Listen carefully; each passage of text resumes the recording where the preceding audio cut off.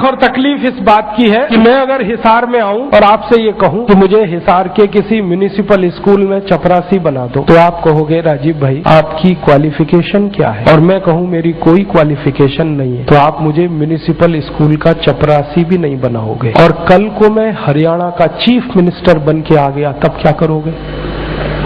उसी zero qualification पर मैं हरियाणा का अगर चीफ मिनिस्टर बनकर आया तो आप मेरे गले को मालाओं से लाद दोगे और जिंदाबाद इतनी करोगे तो सारा शहर बहरा हो जाए। ये विडंबना है हमारे देश की।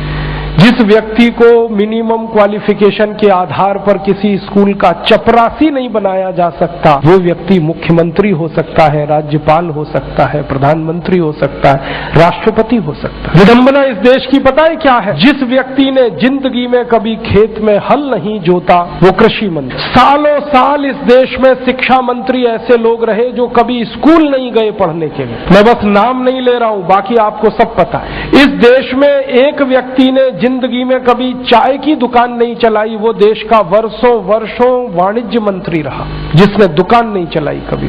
फाइनेंस का जिसको ABCD नहीं आता वो सालों साल इस देश में वित्त मंत्री रहता है। जिसने कभी अपने बेटे और बेटियों को भारत की सेना के लिए भेजा नहीं कुर्बान होने को, वो देश का रक्षा मंत्री हो सकता है। और जिसको अपनी रक्षा करने के लिए सैकड़ों जवान लगते हैं वो देश की क्या रक्षा करेगा?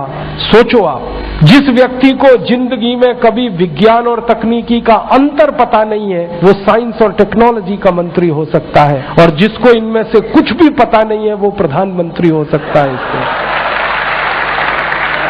ये विडंबना है हमारे देश की। अज्ञानी व्यक्ति ज्ञानियों पर शासन कर सकता है, और हमारे शास्त्रों में कहा गया है, वेदों में कहा गया है कि अज्ञानी व्यक्ति जब ज्ञानियों पर शासन करे तो समझ लेना देश और समाज का बंटाधार ही होना है। हमारे देश में यही हो रहा है।